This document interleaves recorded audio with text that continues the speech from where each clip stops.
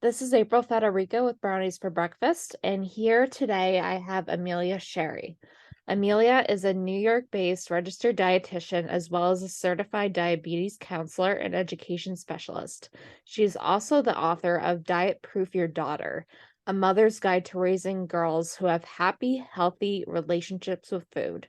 She practices from a non-diet, weight-inclusive perspective. So welcome, Amelia. Hi, April. Thank you for having me. Course. Yeah, so what inspired you to become a registered dietitian in the first place? I think I have a story that's kind of similar to a lot of RDs. Well, maybe not all, but a lot. I worked in health and nutrition and fitness for many years. I worked as a journalist for women's magazines, and I also just had just real deep personal interest in understanding what I was eating and, to be honest, how it was impacting my weight at the time. And so eventually I decided to go into back to school and study nutrition, and I became a dietitian that way.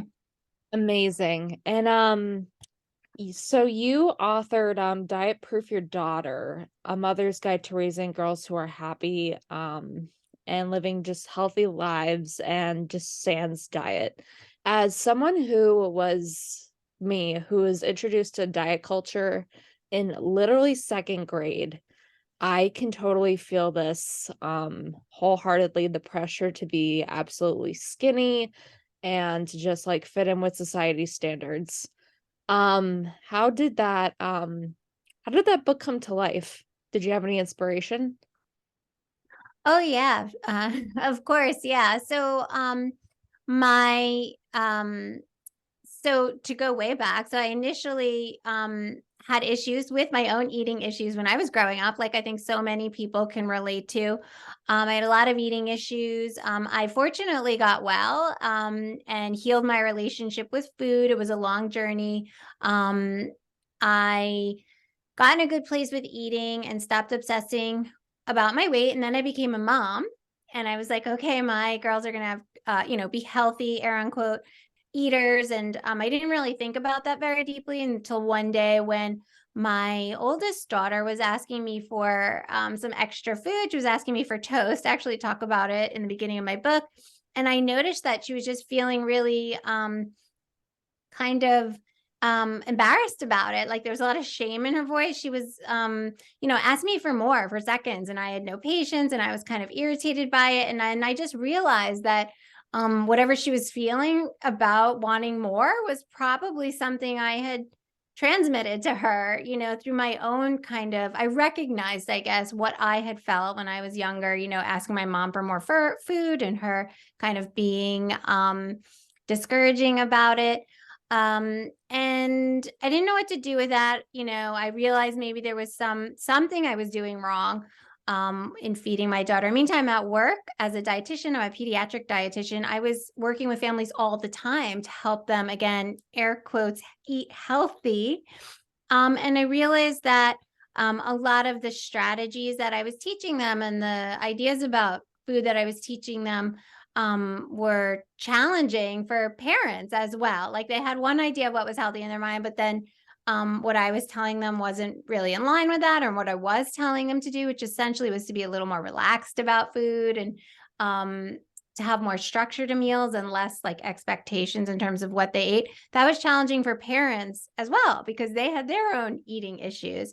And that's sort of how the book came to be. I started to practice nutrition in a different way. I started to address eating issues with parents, what their relationship was like with food, what their history was with food, and what actually they wanted for their child. We started to be more intentional about it.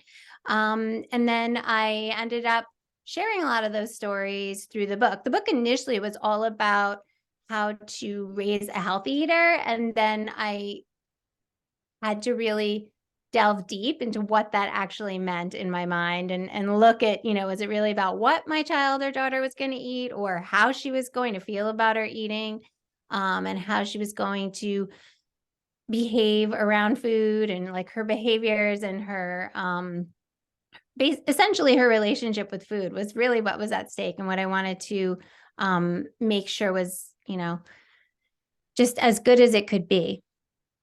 That's amazing. Yeah, I mean, I know when I become a mother, I am definitely going to teach my daughters, if I have any, to, just feel comfortable around, um, just eating in general because like like I said, in second grade, I was basically taught to not eat a whole lot. And I remember I had this one friend and she she was in great shape by the time fourth grade hit. Like she had muscles, she had all that. And and I just remember being in her basement and she recommended that I go on her exercise bike. Like she wasn't body shaming or anything like that. She was just trying to give me helpful tips. But looking back on it, how impressionable could, someone who's in the 8 to say preteen range be, especially by the media. Did you feel any pressure by the media at all? When I was a child, do you mean? Yeah. Oh yeah, absolutely. I don't know about, did you say you were in fourth grade? I was introduced to diet culture in second grade. Oh, okay. Um, it just kind of built on, and then a little personal story of mine. I developed anorexia nervosa in eighth grade because of how bad bullying was getting, and I just felt so much pressure to be skinny. Yeah. I'm sorry to hear that. And you're not alone, unfortunately. Um, I, um, I'm not surprised to hear that because we have, from research, we know girls as young as 5 are concerned about their weight. And they're thinking about dieting or at least cutting back and restricting.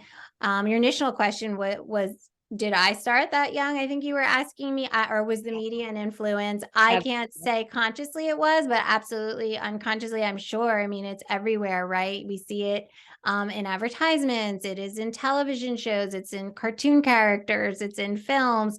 We see it in when I was younger. I grew up in the 80s. I'm a lot older than you.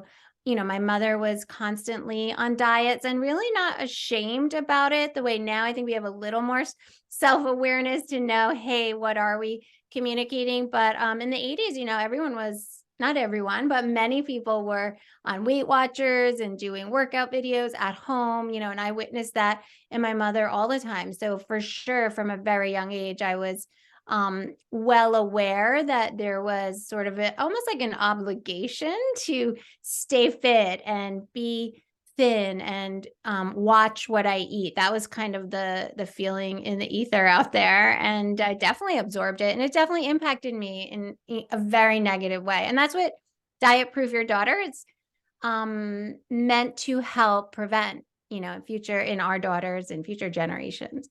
Amazing. Yeah, I admire you for that so greatly. And you are also a certified diabetes counselor and education specialist. So how did that come to be? Well, I worked in a large New York hospital in pediatric endocrinology. So I was dealing with children that were faced with type 1 and type 2 diabetes all the time. So I sought out the credential to be better support to them in that setting.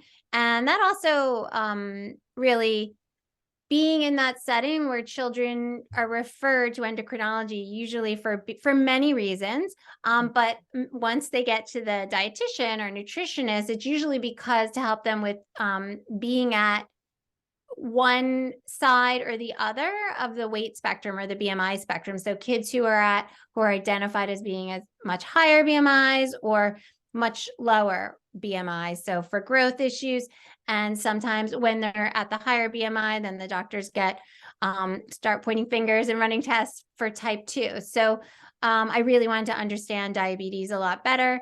And yeah, that's been really I've really loved working with those kids and those families. The extra education about diabetes, especially from a weight inclusive or a non-diet perspective, has been great for it's been helpful for people whether they have type 2 or not, I should say. Yeah, and this is kind of the core of what our conversation is going to be. So like personally in my coaching, I focus on the no diet perspective. And I know you do too as well. So how do you go about that? Like how do you go about the non-diet um Sure. like How do I practice nutrition for people with yeah, type 2 from a non-diet perspective? yeah. Is that the question? Yeah. Well, we focus on habits. We focus on what we can actually do to directly impact blood sugar and risk factors for type 2. We do not focus on body weight. So we never, it's a lot of hard work and can be a heavy lift for people who are very focused on weight. And of course, the healthcare, majority of healthcare is focused on let's get your weight down and that'll quote unquote cure whatever disorder you have, particularly type 2 or insulin resistance. And that is not the approach I use at all. We have to take weight out of the equation because we know when we approach activity or eating with the intention of influencing our weight, we end up with a lot of negative byproducts. We don't want to get in a battle with trying to push our weight down. We don't want to approach eating with the sole idea of trying to impact our body weight because it really, really mucks up our relationship with food, our eating behaviors. So many things can go awry, and I can go on and on about what they are. So we want to really put that to the side. So we want to take our weight off the table and just really focus on things that actually can help us balance our blood sugar, um, reverse insulin resistance, if that's possible. Many of these things are genetically linked as well. So we're going to be at higher risk just for the mere fact of the family we're born into, and we can't change that. We don't want to change that, of course. So we focus on the things that we do have a little more control over, Mhm. which is basically habits. So that's how we do it. We focus on the things that what coaching is like. So first we have to provide some education and understand what actually does impact our blood sugar, and then work together to think partner, to think what actually of these things do we want to start talking about? Do we want to start talking about doing more movement? How can we do it in a positive way that feels good? Or do we want to talk about meal planning and what we're actually eating, or what we're drinking, things like that? Amazing. And what tips would you give to mothers who may have a daughter who actually may be, on the who well, let's put it this way. Like when I started to gain weight in college, my mom was really concerned about my weight. And she and my dad were worried about my health. And because I was delving into things like, as a college kid, like alcohol and I fortunately stopped. I'm sober now, but I yeah, they were just so concerned about my weight. And then eventually I got diagnosed with type 2 diabetes last February.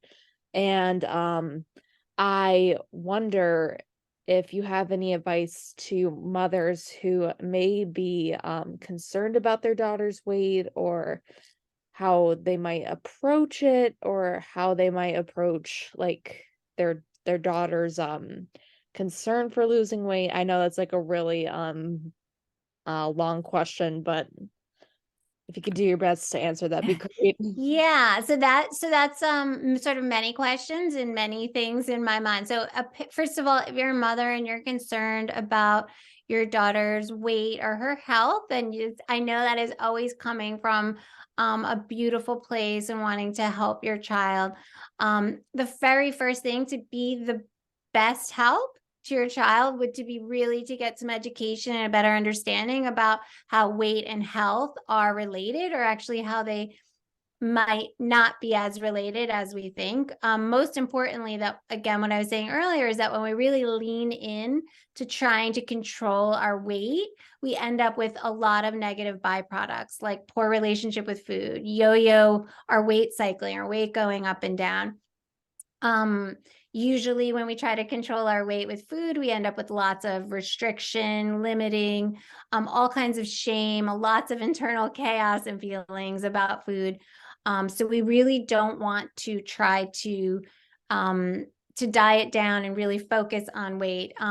Unfortunately, weight and health are very interconnected in our minds in particular, in our culture. So we want to really, what I encourage parents I work with is to really separate those things. Understand that focusing on controlling weight is not going to be beneficial, and really focusing on what actually can help your child or your daughter with her health. Health is not just also physical health, it's emotional health, social health. So what other things can we do to really help your daughter? And really let's not emphasize focusing on weight loss. And let's think about other things we can help, because there is a huge risk of eating disorders. There is a lot of, it's another probably conversation, but it's very much related. When you start to want to help your daughter lose weight, you're essentially saying, like, you'll be better off if you're at a different size or in a different body. You're not actually addressing the behaviors that are impacting their health at all. For example, possibly drinking, other maybe risky behaviors, how they're coping with stress, how is their mental health? Do they have resources for that? Where's their self-esteem? What are their relationships like? Those are all things that can really help your daughter a lot with her overall health, much more than focusing on weight. If your daughter's coming to her, this is like another sort of question that was interwoven in your question. Like, if your daughter's worried about her weight, that is also something that's important to address. One of the things that I encourage a lot of parents to do is not to minimize your child's concern about their weight. We don't want to, it's very, the knee-jerk reaction, and I've had it myself, is just say, oh, there's nothing wrong with your weight. You're great. You're beautiful the way you are. You're great the way you are. And sort of maybe try in one way to make them feel better. However, I don't find that to be helpful. If your parent has ever said that to you, in one sense, oh, great, they're not worried about me. But in another sense, it just minimizes what you're experiencing. Because if your daughter's worried about her weight, she is experiencing usually an intense pressure from culture to be in a body that's different than what she's in. And we want to acknowledge that and help her deal with it, put it in perspective. Yes, that pressure's out there. But I don't want you to engage in dangerous behaviors in order to conform to meeting a certain standard. And I'm using very highfalutin language. That's not how you talk to your daughter. But hey, what's this really about? What are you really want to do? You want to feel happier? Okay, do you think dieting is going to make you happier? Like, what is dieting all about? We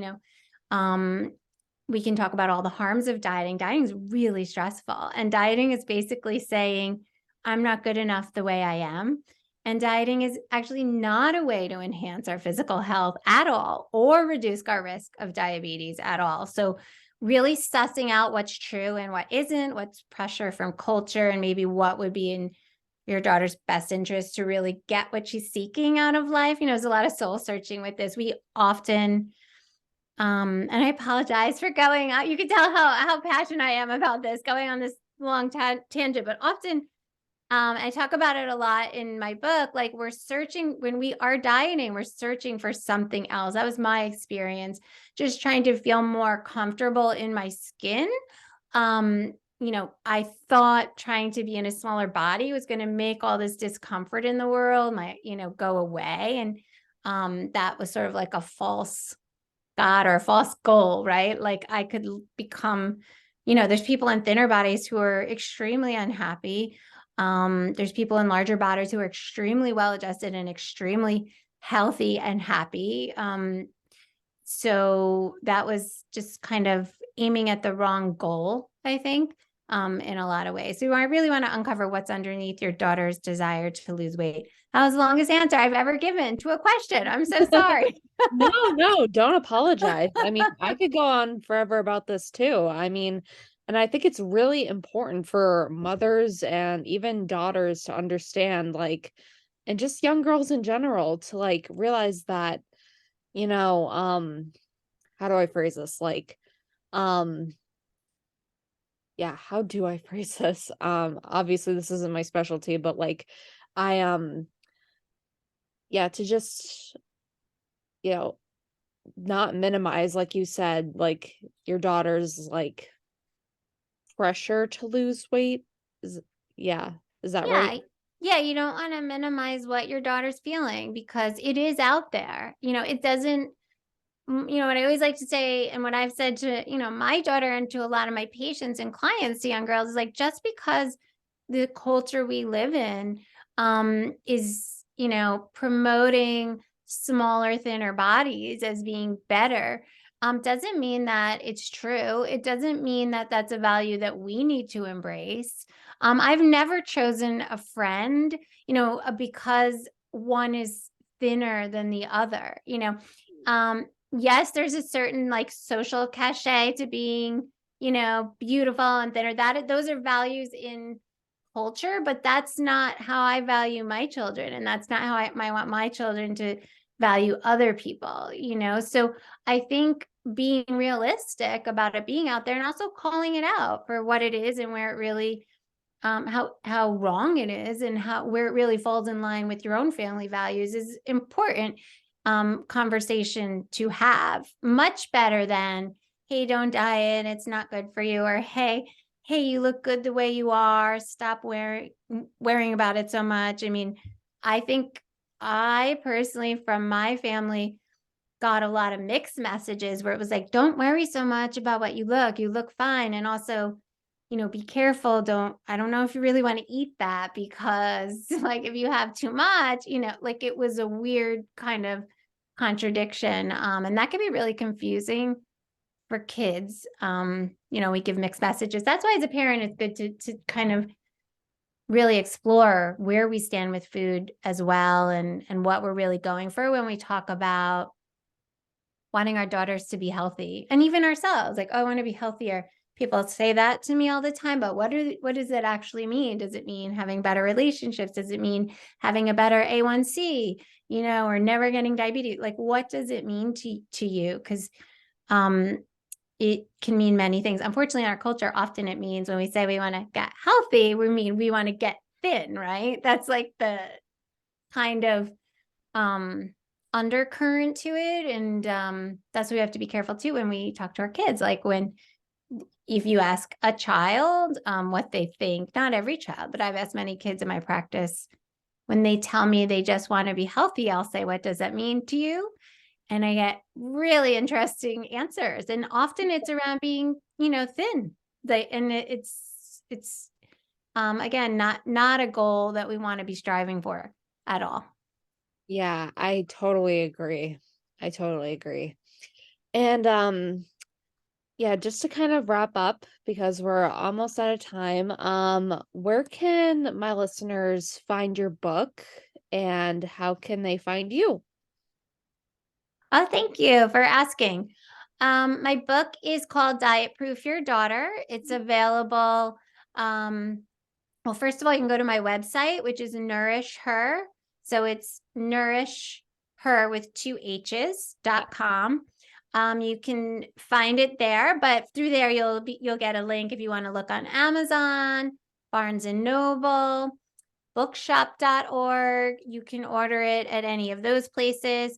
And if you want to find out more about me or some of the programs and workshops that I run with moms, you can again visit nourisher.com, and you can link to everything I have to offer there. You can sign up for my newsletter as well. That's what people usually start by doing. Amazing. Well, thank you so much for being on my podcast and yeah, and be sure to buy her book. Thanks, April. I appreciate the support and great work with your podcast. I'm glad it's out there. Thank you. Okay.